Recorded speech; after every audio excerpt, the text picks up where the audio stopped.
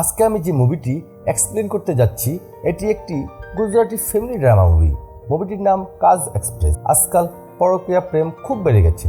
রাতে বউ পাশে শুয়ে থেকে ঠান্ডায় কাঁপছে, সেটা দেখার আগ্রহ নেই। ওদিকে অনলাইনে অন্য মেয়ের খোঁজ দিচ্ছে।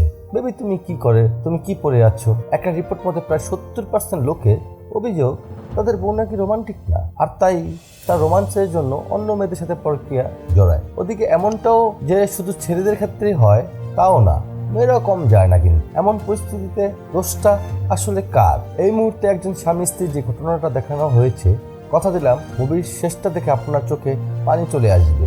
সেই সাথে মুভিটি আপনাকে দাম্পত্য জীবনের অনেক মূল্যবান কিছু শিক্ষা দেবে। আর হ্যাঁ, মুভিটি পুরস্কারপ্রাপ্ত একটি মুভি, সো বুঝতেই পারছেন এটা অন্য 8-10টা মুভির থেকে একদম আলাদা। হাই, আমার ইউটিউব চ্যানেলে নতুন আরও একটি ভিডিওতে আপনাকে স্বাগত। মুভির শুরুতে দেখি রাতের বেলা একটা বিবাহিত মেয়ে লুকিয়ে পানিতে ঘুমের বড়ি মেশাচ্ছে। এরপর মেয়েটি সেটা তার শাশুড়ি এবং স্বামী দুজনকে খাইয়ে দিলে যেই না তারা ঘুমিয়ে পড়ে, মেয়েটি খুশি হয়ে লুকিয়ে রুম থেকে বেরোতে থাকে। সিন তখন একটা মহল্লার অন্য রুমগুলোতে গেলে দেখি প্রতিটি বিবাহিত মেয়েই এমন করে, এই মাঝরাতের বেলা লুকিয়ে হাতে হারিকেন নিয়ে বাসা থেকে বের হচ্ছে। কিন্তু কেন? তো সকল মেয়েরা একটা জায়গায় এসে একত্র হলে সবাই তাড়াহুড়া করে মহল্লা থেকে বেরিয়ে পড়ে। এরপর দেখি তারা একটা গাড়িতে চলে যাচ্ছে, বাট একটা মেয়ে আসতে লেট করেছে, তাই সে গাড়িটা মিস করেছে। সবাই চিল্লিয়ে বলে তুমি পরের গাড়িতে আসো। তো এই মেয়েটির নাম মঙ্গি একটা জায়গায় বসে পড়ে ও পরের গাড়িটির জন্য অপেক্ষা করতে থাকে। কিন্তু সময় কাটছে না দেখে সে পাশের দেওয়ালে আর্ট করতে থাকে। আসলে মঙ্গির গোপন একটা ট্যালেন্ট হলো সে অনেক ভালো আর্ট করতে পারে, যদিও এটা তার স্বামী নিজেও জানে না। তো পরের গাড়িটি আসলে মঙ্গি সেই গাড়িতে ওঠে। এরপর দেখি সেই গাড়িগুলো মহল্লা থেকে বেরিয়ে একদম নিরিবিলি একটা জায়গায় যাচ্ছে। তো গাড়িগুলো পরিত্যক্ত একটা ভাঙা বাড়ির ভিতরে এসে থামতেই মেয়েরা এমন খুশি হতে থাকে যেন তারা স্বর্গের রাজ্যে চলে এসেছে। তো সব মেয়ের একত্রে বসে এমন সব দুষ্টু মিষ্টি কথা বলে আড্ডাতে থাকে এবং মন খুলে হাসতে থাকে, যেন তারা বন্দি খাঁচা থেকে বেরিয়ে এখানে উঠতে এসেছে। এমন সময় একটা আন্টি বলে ওঠে, ও আমার পাখিরা এদিকে আসো। তখন আমরা দেখি আন্টিটা সেই অস্থির লেভেলের। আন্টিটা বিড়ি ধরাচ্ছে। আসলে আন্টিকে এই মেয়েরা সবাই ভালোবেসে বাইজি বলে ডাকে। আর হ্যাঁ, মেয়েদের একটা গ্যাং আছে, এই গ্যাংটির নাম শিশুটি, আর এই বাইজি হলো সেই শিশুটি গ্যাংয়ের নেতা। আসলে এই আন্টিকে এই মেয়েরা সবাই ভালোবেসে বাইজি বলে ডাকে। আর হ্যাঁ, মেয়েদের এই গ্যাংয়ের নাম শিশুটি, আর এই বাইজি হলো এই শিশুটি গ্যাংয়ের নেতা। তো বাইজি বিড়ি টেনে সেটা পাস করে অন্য একটা মেয়েকে দিলে মেয়েটি বিড়ি টানতে টানতে বলে, আমরা সবাই আমাদের সংসারে অবহেলিত, আমরা কেবল আপনার এই শিশুটিতেই সম্মান পাই। তখন পাশে থাকা মেয়েগুলি বলে, হ্যাঁ একদম ঠিক। এরপর সবাই বিড়িতে এক টান করে মেরে সেটা পাস করতে থাকে। এরপর সবাই বিড়িতে এক টান করে মেরে সেটা পাস করতে থাকলে মঙ্গির কাছে আসতে মঙ্গি বলে, আরে আমি সব খাই না। পাশের মেয়ে বলে, আরে একটা টান মার না, তুই শাশুড়ির সামনে লজ্জা পাচ্ছিস। আসলে এই বাইজি হলো মঙ্গির শাশুড়ি।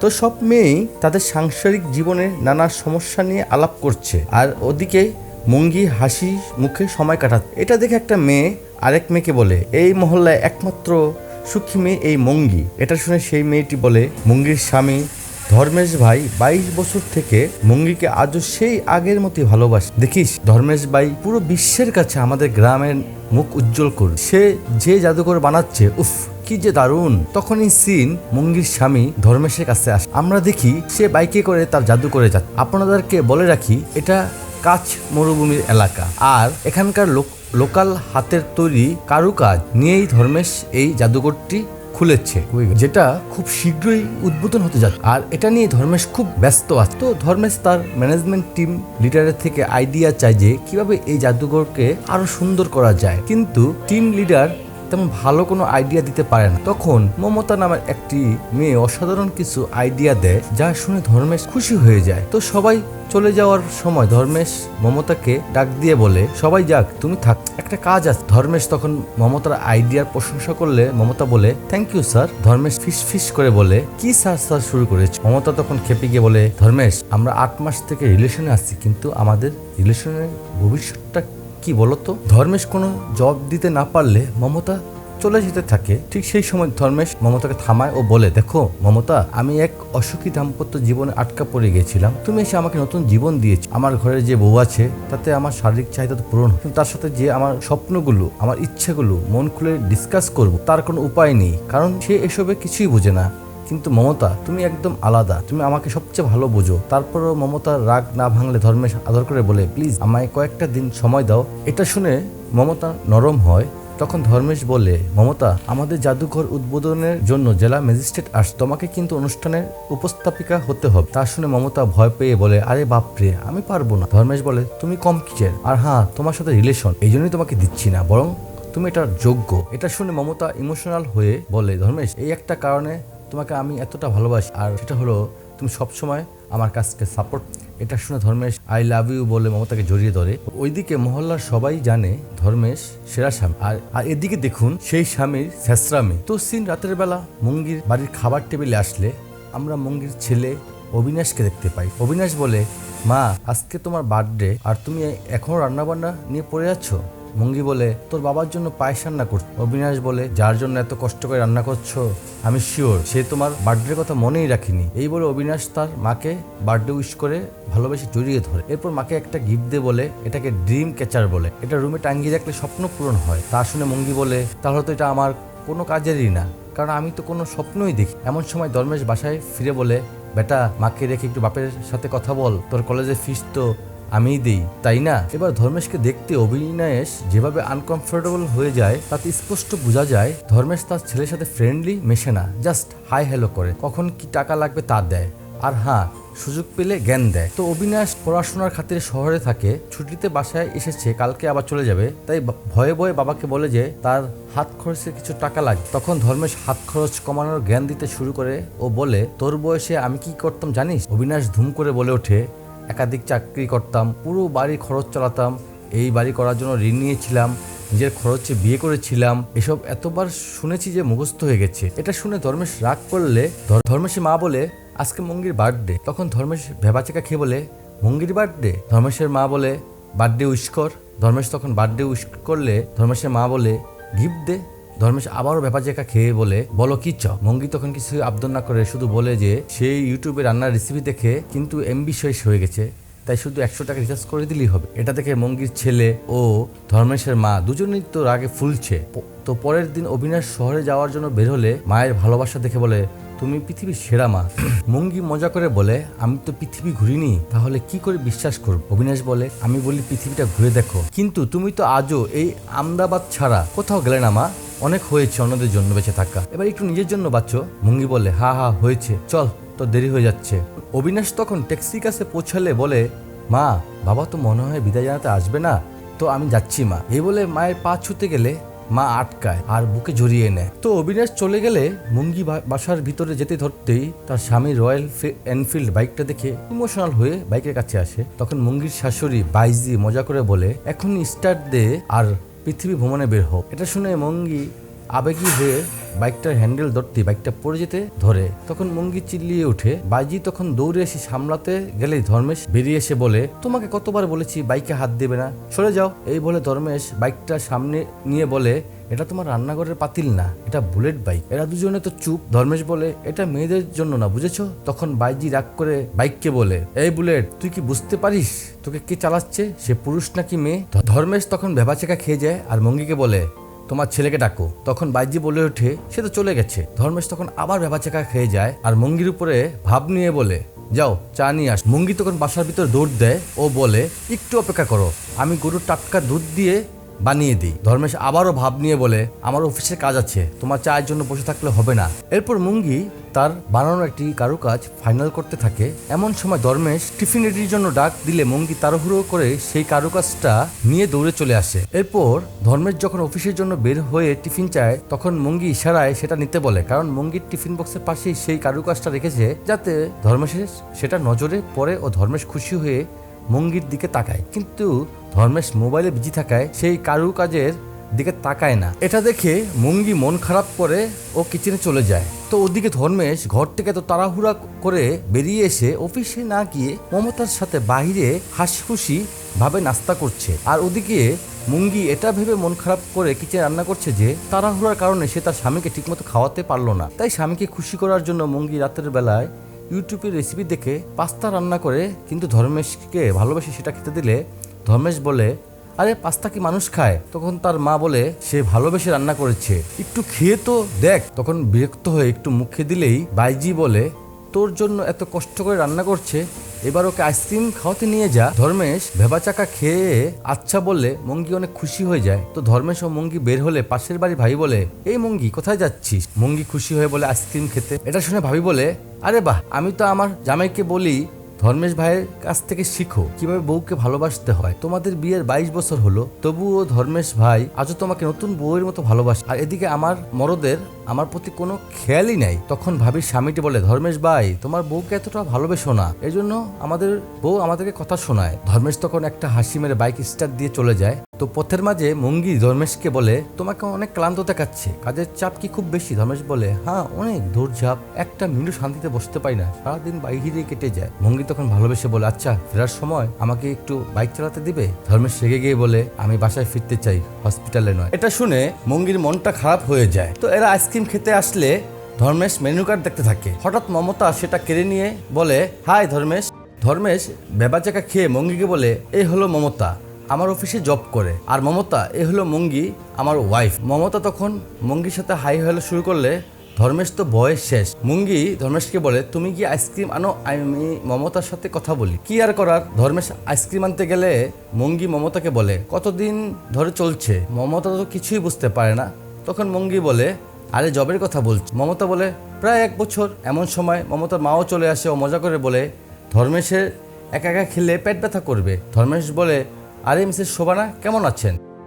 ধর্মেশ তখন মুঙ্গির সাথে পরিচয় করিয়ে দেয়। মমতার মা বলে, আমাদের জন্য আইসক্রিম আনবেন না? ধর্মেশ তখন এদের জন্য আইসক্রিম আনতে গেলে মুঙ্গি মমতাকে বলে, অফিসে খুব দৌড়ঝাঁপ চলছে তাই না? মমতা বলে, দৌড়ঝাঁপ আর কই স্যার, সারাদিন কেবিনে ফাইল উল্টাতে ব্যস্ত রাখে। এটা শুনে মুঙ্গি খুব অবাক হয়ে ধর্মেশের দিকে তাকায়। এরপর মমতার দিকে তাকিয়ে মমতার পোশাক ও স্মার্টনেস দেখে বলে, তুমি কিসে পড়াশোনা করছো? মমতা বলে, conservation of history, culture and tradition. মুঙ্গি এসব কিছু বুঝতে না পারলে মমতার মা বলে, আরে বোন বাদ দাও, আমিও এটা উচ্চারণ করতে পারবো না। তবে জানো, মমতা জবটা পাওয়ার পর আমি একদম রিল্যাক্স হয়েছি, আর টেনশনই বা কিসের?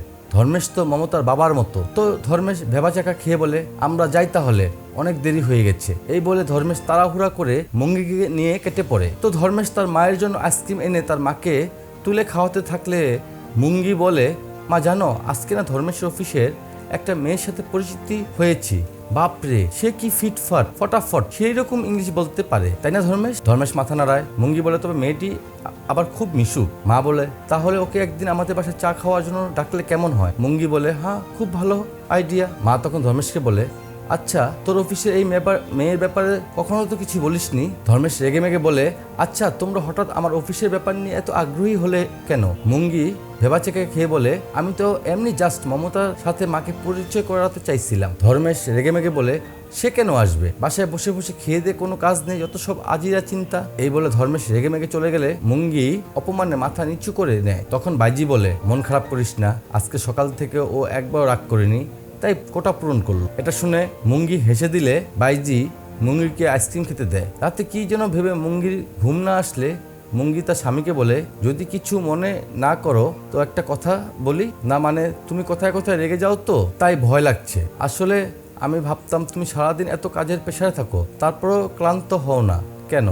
কিন্তু আজকে জানতে পারলাম কেন তুমি ক্লান্ত হও না। যখন তোমার অফিসে মমতার মতো এমন সুন্দরী মেয়ে আছে, তখন কেউ কাজ রেখে বাড়ি ফিরতে চাইবে? এই বলে মুঙ্গি মিষ্টি একটা হাসিও দেয় ও বলে, এই বাড়িতে মজাদার কি বা আছে? এখানে তো সেই পুরনো বাইজি আর মুঙ্গি। তো বরাবরের মতো আজ রাত মহল্লার সব মেয়েরা তাদের সেই নির্জন আস্তানাতে আসলে আড্ডা শেষে 3 জন মেয়ে সাইডে গিয়ে মুঙ্গির ব্যাপারে কি যেন একটা বিষয় নিয়ে কথা বলছে। বাইজি এসে বলে, কি হলো, তোরা কি নিয়ে কানাকানি করছিস? তখন রীতা নামে মেয়েটি ভয়ে ভয়ে বলে, বাইজি আমরা আসলে তোমার পরিবার নিয়ে কথা বলছি। এটা শুনে বাইজি রেগে গেলে পিঙ্কি বলে, বাইজি ধর্মেশ ভাই পরকীয়ায় জড়িয়েছে। এটা শুনে বাইজি আরো রেগে গেলে রীতা বলে, বাইজি তোমার এই রাগের কারণেই আমরা বলতে ভয় পাচ্ছিলাম। এমন সময় মুঙ্গি এসে এদের মুখের দিকে তাকিয়ে অবাক হয়ে বলে, এখানে কি হচ্ছে? বাইজি রীতাকে বলে, এখন বল। তখন রীতা ভয়ে ভয়ে বলে, তুমি তো জানো আমার স্বামী ধর্মেশ ভাইয়ের জাদুঘরে পিয়ন হিসাবে কাজ করে, তাই সে নিজ চোখে দেখেছে। মঙ্গি ইশারায় বলে কি দেখেছে?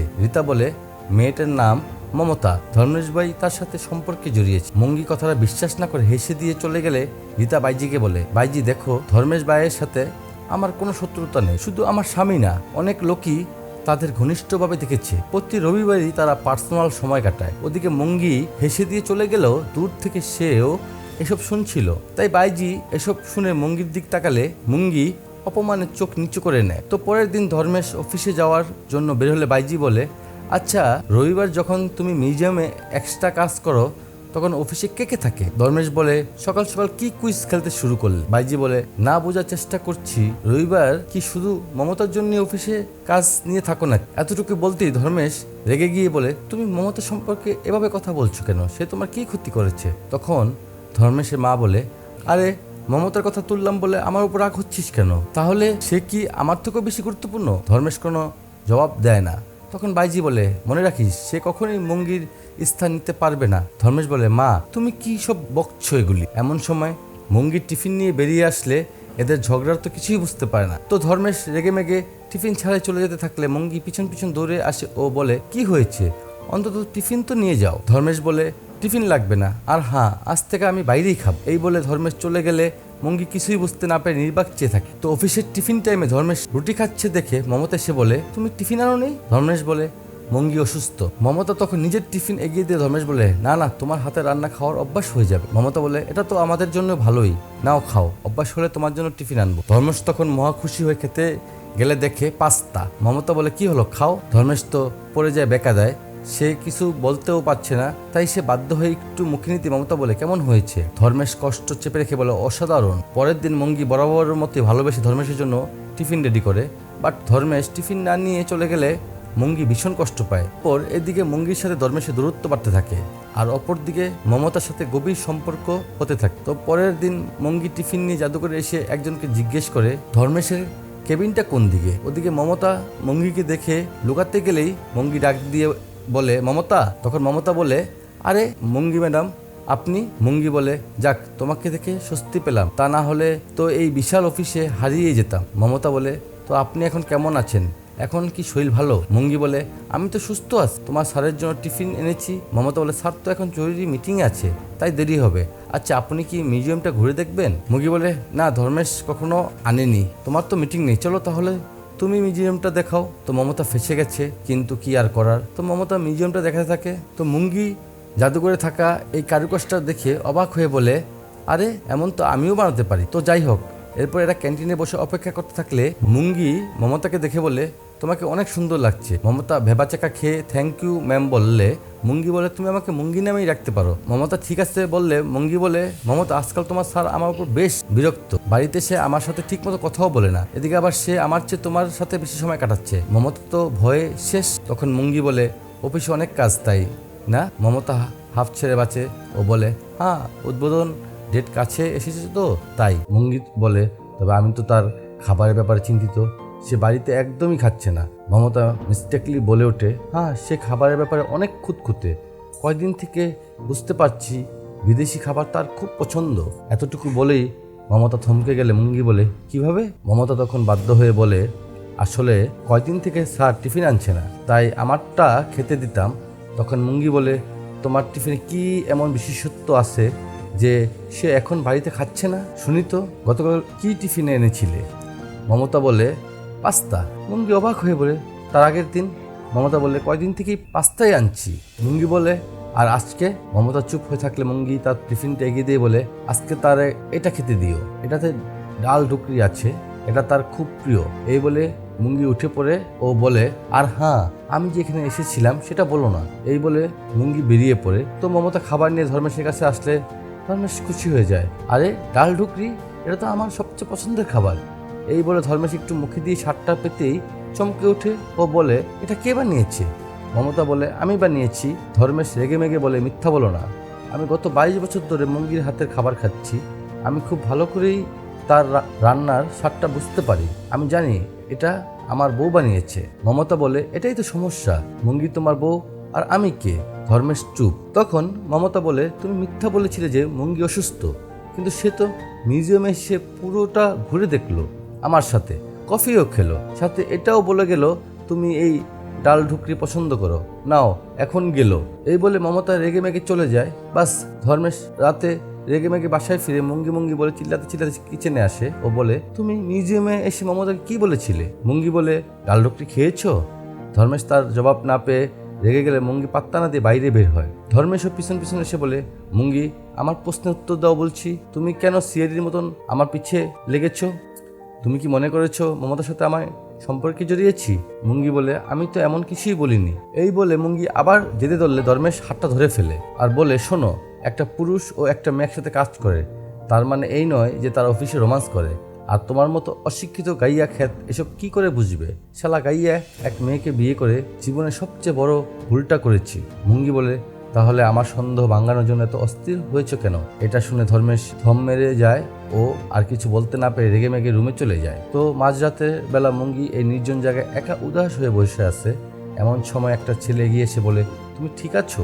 মুঙ্গি এই বিদেশি ছেলেকে দেখে ভয় অস্থির হয়ে গেলে ছেলেটি বলে, রিল্যাক্স, আমি তোমার সাথে কিছুই করছি না, আমি তো জাস্ট তোমাকে বিড়ি অফার করলাম, আমি ভেবেছিলাম তুমি খুশি হয়ে এটা গ্রহণ করবে। মুঙ্গি বলে, এই ধলা চামড়া, আমার থেকে দূরে থাকো।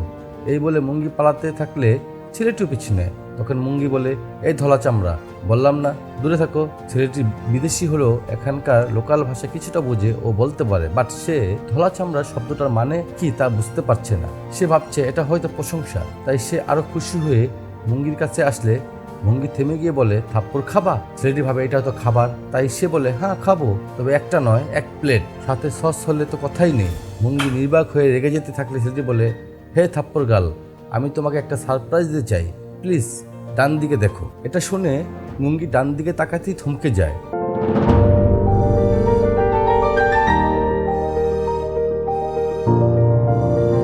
তো এসব দেখে মুঙ্গি রেগে বলে, এসব কি? ছেলেটি গর্ব করে বলে, আমি এবং আমার টিম মিলে বানিয়েছি। মুঙ্গি বলে, তুমি কিভাবে আমাদের সিসিটিভির ব্যাপারে জানলে? ছেলেটি বলে, একটা সুন্দর একটা দুর্ঘটনা ছিল, আমি রাতে ফটোগ্রাফি করার জন্য বের হয়েছিলাম, হঠাৎ পাশের পরিত্যক্ত বিল্ডিংয়ে হাসি শব্দ শুনে এগিয়ে গিয়েছিলাম, তারপর দেখলাম গ্রামের মেয়েরা সবাই চিল করছে, যা সত্যি অনেক মনোমুগ্ধকর। মুঙ্গি সেখানে থাকা রঙের ডিব্বা থেকে রং নিয়ে চিত্রগুলো নষ্ট করতে শুরু করলে ছেলেটি বাধা দিতে থাকে। মুঙ্গি বলে, এই ধলা চামড়া, সরে যাও বলছি, তুমি কার অনুমতি নিয়ে এসব করেছ? ছেলেটি বলে, সরি, আমি তো আরও ভেবেছিলাম তোমরা খুশি হবে। মুঙ্গি বলে, কেউ এই সিসিটিভির ব্যাপারে জানে না এবং জানা উচিত না, বুঝেছ? এই বলে মুঙ্গি সেগুলো মুছে দিতে থাকে আর বলে, কেউ এইসব দেখলে আমাদের 12টা বেজে যাবে, তোমার কি সেই আক্কেল আছে? তো মুঙ্গি যেভাবে এটাকে অসাধারণ একটা পাহাড়ের চিত্রতে পরিণত করে দিল, তা থেকে ছেলেটি ইমপ্রেস হয়ে যায় ও অবাক হয়ে বলে, ওয়াও, তার মানে তুমি একজন আর্টিস্ট। মুঙ্গি তো নিজেই জানে না যে তার ট্যালেন্ট আর্টিস্টের সমতুল্য। তো ছেলেটি বলে, ওয়াও, অনেক কুল, তাই না? মুঙ্গি বলে, তোমাকে যদি আর কখনো সিসিটিভির আশেপাশে দেখি তো তোমার টেংরি ভেঙে হাতে ধরিয়ে দিব। এই বলে মুঙ্গি চলে গেলে ছেলেটি বলে, প্রশংসা পুরোটা বুঝিনি, বাট থ্যাংক ইউ। তো মুঙ্গি চুপি চুপি বাসায় ঢুকছে। এমন সময় তার ছেলে অবিনাশ ভিডিও কল করে মুঙ্গি বলে, এত রাত পর্যন্ত জেগে আছো? অবিনাশ বলে, হ্যাঁ, কিন্তু তুমি জেগে আছো কেন? মুঙ্গি বলে, তেমন কিছু না, এমনি। তো তুই কি করছিস? অবিনাশ বলে, এই তো পড়ছি। এমন সময় স্মৃতি নামে একটি মেয়ে ক্যামেরার সামনে চলে আসে। অবিনাশ তাড়াহুড়া করে মেয়েটিকে সরিয়ে দিলে মুঙ্গি বলে, এই তোর রুমে একটা মেয়েকে দেখলাম, কে রে ওই মেয়েটা? অবিনাশ বলে, ফ্রেন্ড। মুঙ্গি বলে, ফ্রেন্ড নাকি গার্লফ্রেন্ড? অবিনাশ বলে, আরে মা, কি শুরু করলে? আমরা একটা কলেজে প্রজেক্টে একসাথে কাজ করছি। মুঙ্গি বলে, মাকে শেখাতে আসিস না, চল চল মেয়েটির সাথে পরিচয় করা। মেয়েটি তখন ক্যামেরার সামনে এসে মুঙ্গির সাথে পরিচিত হলে কথার প্রসঙ্গে মেয়েটি বলে যে সে বিভিন্ন প্রত্যন্ত এলাকায় ভ্রমণ করতে এবং সেগুলো ব্লগ করতে ভালোবাসে। তখন মুঙ্গি বলে, আরে অবিনাশ, আগামী মাসে তো তোর বাবার মিউজিয়ামের উদ্বোধন, স্মৃতিকে নিয়ে আয়, সে কাজগুলো ঘুরে দেখুক। এটা শুনে স্মৃতি তো মহা খুশি।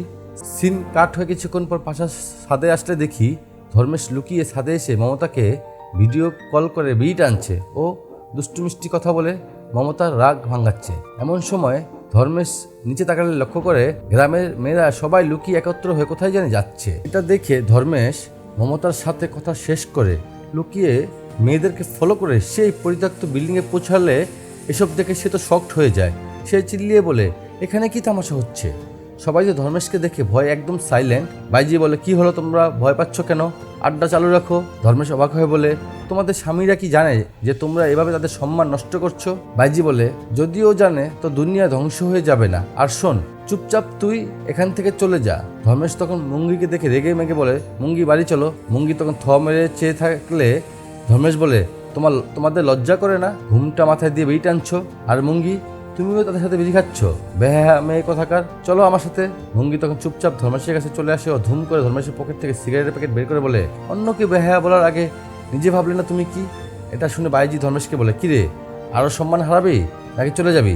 ধর্মেশ তখন চলে যেতে ধরলে বাইজি চিল্লিয়ে বলে, শিশুটির ব্যাপারে ভুলেও কাউকে যদি বলিস তোর টেংরি ভেঙে দিব, তখন আবার বলিস না আগে সতর্ক করিনি। এটা শুনে ধর্মেশ চুপচাপ চলে যায়। পরের দিন বিদেশি ছেলেটি তার টিম নিয়ে মহল্লায় ঘুরতে এসে বাইজির বাসাটা দেখতে থাকলে বাইজি বলে, এই ভাই কি চাও? ছেলেটি বাইজিকে দেখে চিনতে পারে। ও কাছে এসে নমস্কার করে বলে, আমি মাদান, স্টেট আর্টিস্ট। স্টেট আর্টিস্ট কি বাইজি বুঝতে না পারলে মাদান রং তুলে দেখিয়ে বলে, আমি চিত্র অঙ্কন করি। বাইজি তখন এদেরকে বাসার ভিতরে নিয়ে এসে বলে, এটা আমার বাসা, তো এইসব দেয়ালে রং করে দাও, একদম এখান থেকে শুরু করে এ পর্যন্ত শেষ এবং উপর থেকে একদম নিচ পর্যন্ত। এমন সময় এরা গরু দেখতে পেলে এটা দেখার জন্য দৌড় দেয়। বাইজি বলে, এদিকে আসো, গরু লাথি মারলে আমেরিকা গিয়ে পড়বে, তখন এগুলি রং করবে কে? এ বলে বাইজি সবাইকে ডেকে একত্র করে বলে, নাও সবাই রং করতে লেগে পড়ো। তবে হ্যাঁ, কাজ করার আগে বলে দিচ্ছি, আমি কিন্তু কোনো টাকা দিতে পারবো না, শুধু চা খাবো, রাজি থাকলে করো, নয়তো ফটাফট ভাগো। মাদন ভাবছে ফটাফট ভাগো এটা মনে হয় উৎসাহমূলক শব্দ, তাই মাদন চিল্লিয়ে বলে ওঠে, ফটাফট ভাগো, লেটস ডু ইট। বাস এই বলে এরা কাজে লেগে পড়ে। তো বাইজি এসে বলে, এই ফুলে লাল রং করো, ভালো লাগবে। মেয়েটি তখন বাইজিকে রং তুলে দিতে ধরলে বাইজি লজ্জা পেয়ে বলে, না। এই বলে বাইজি সবার রং করা দেখতে থাকে। একটু পর বাইজি সবার জন্য চা আনলে মাদান মই থেকে নেমে এক চুমুক দিয়েই বলে, ওয়াও অসাধারণ। বাইজি ফিস ফিস করে বলে, আমিও কিছু একটা আঁকি। মাদান উৎসাহ দিয়ে বলে, অবশ্যই। বাইজি ভয়ে ভয়ে ময়ে উঠলে মাদান ভাইজির হাতের রং স্প্রে দিয়ে বলে, ফটাফট ভাগো। যাই হোক, আন্টি নকশা করেই ভয় থেমে গেলে মাদান বলে, আরো করো। আন্টি অবাক হয়ে বলে, আরো। মাদান বলে, প্লিজ। আন্টি তখন সাহস পেয়ে আরো নকশা আঁকতে শুরু করলে মুঙ্গি এসব দেখে বলে, তুমি উপরে কি করো? পড়ে যাবে তো, নিচে নামো। আর মাদানকে বলে, আরে ধলা চামড়া, তুমি এখানে কি করছো? মাদান মুঙ্গিকে দেখে অবাক হয়ে বলে, এই থাপ্পড় গাল তুমি। মুঙ্গি তাড়াহুড়ো করে বাইজিকে নামিয়ে নিলে বাইজি ফিস ফিস করে বলে, এই মদন ফ্রিতে রং করে দিচ্ছে, তাই ঝামেলা করিস না। মুঙ্গি বলে, কিন্তু বাইজি সে আমাদের শিশুটির ব্যাপারে জেনে গেছে। বাইজি বলে, তোর স্বামীও তো জেনে গেছে, তাতে ঘন্টা কিছু হয়েছে, তাই হুদায় ভয় পাস না তো। এই বলে বাইজি মুঙ্গিকে মাদানের সাথে পরিচয় করে দিলে মাদান মুঙ্গিকে কিছু আঁকতে বলে। মুঙ্গি তখন ধুম করে কি যেন এনে সেগুলো দিয়ে নকশা করতে শুরু করে। তো জীবনে এই প্রথম নিজের প্রতিভা দেখিয়ে প্রশংসা পাওয়ায় ইমোশনে মুঙ্গির চোখে জল চলে আসে। তো আগামীকাল মুঙ্গির স্বামীর মিউজিয়ামের উদ্বোধন, তাই মুঙ্গি ভীষণ খুশি। এমন সময় মুঙ্গির ছেলে অবিনাশ ফোন করে জানায় সেও বাসায় আসছে এবং সাথে তার গার্লফ্রেন্ড স্মৃতিও আসছে। এমন সময় ধর্মেশ মুঙ্গিকে ফোন করে বলে, আমি আজ খুব বিজি আছি, তাই বাসায় ফিরতে পারবো না। আর হ্যাঁ, মা মনে হয় আমার উপর মন খারাপ করে আসছে, বিষয়টা একটু দেখো। এটা শুনে মুঙ্গি ভাইজির কাছে এসে বলে, মা কালকে আপনার ছেলের মিউজিয়ামের উদ্বোধনে যাবেন না? ভাইজি অভিমানে সরে যেতে না চাইলে মুঙ্গি পাশে বসে বলে, মা যে পথ হারিয়েছে তাকে পথে ফিরিয়ে আনতে হবে, নয়তো সে চিরতরে পথ হারাবে।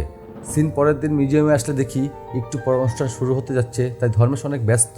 এমন সময় সেখানে মাদানকে দেখে বাইজি মাদানের কাছে গেলে মাদান দূর থেকে মুঙ্গিকে এমন লোকে দেখে মুগ্ধ হয়ে যায় এবং ইশারায় যেই বলে, তোমাকে সেই লাগছে, মুঙ্গির সঙ্গে সঙ্গে লজ্জায় লাল হয়ে যায়। তো যাই হোক, স্বামীকে একা পেয়ে মুঙ্গি কেবল খুশি হয়েছে। এর মাঝেই মমতা এসে হাজির। তো মমতা মুঙ্গিকে এমন লোকে দেখে তো অবাক। বাইজি এসে বলে, তুমি কে? মুঙ্গি বললে, মা এ মমতা। বাইজি বলে, ও আচ্ছা, তুই তাহলে মমতা, তোর সম্পর্কে অনেক শুনেছি।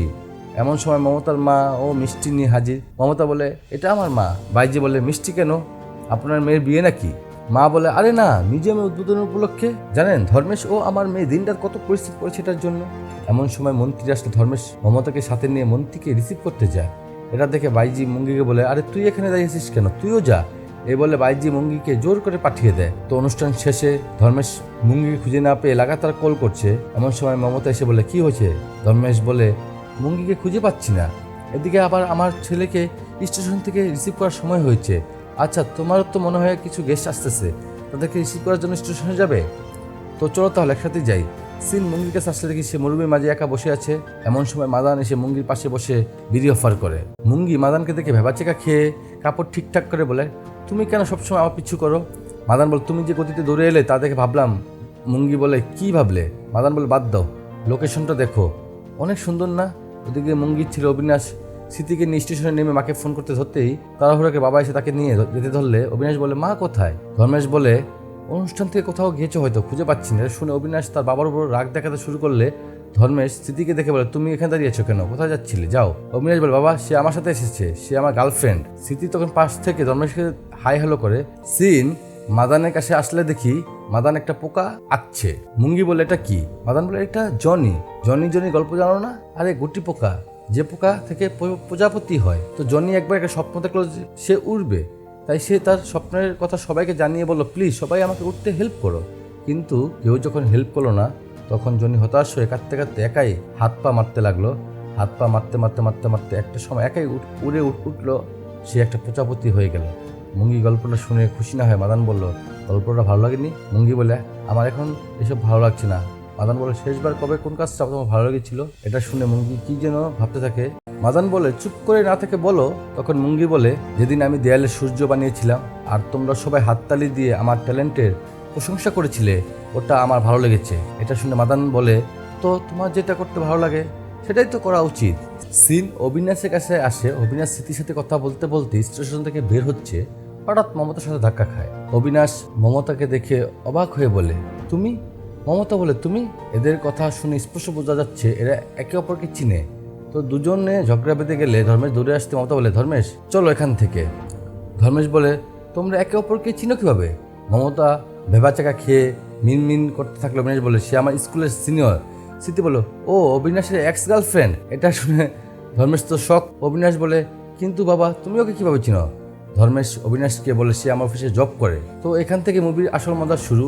এদিকে বাপ যে মেয়ের প্রেমে মশগুল হয়ে বিয়ে করে বাড়ি আনার চেষ্টায় আছে, সেই মেয়ে আবার নিজের ছেলের এক্স গার্লফ্রেন্ড। কল্পনা করে দেখুন একবার ধর্মেশ মমতাকে বিয়ে করে বাসায় গেলে কি তামাশা সৃষ্টি হবে। তার উপর আবার গল্পের মাঝে মাদানও ঢুকে পড়েছে।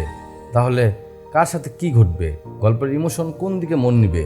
তো এসব কিছু আপনারা দ্বিতীয় পর্বে দেখতে পারবেন। আর এই পার্টটি আপনাদের কাছে কেমন লেগেছে প্লিজ কমেন্ট করে জানাবেন এবং ভিডিওটিতে একটি লাইক দিবেন, তাহলে তাড়াতাড়ি আপলোড করার জন্য এনার্জি আসে। আর যারা চ্যানেলটি সাবস্ক্রাইব করে রাখেননি তারা সাবস্ক্রাইব করে বেল বাটন অন করে রাখবেন, নয়তো দ্বিতীয় পর্বটি আপলোড করলে আপনার সামনে যাবে না। তো ভালো থাকবেন, নিজের খেয়াল রাখবেন।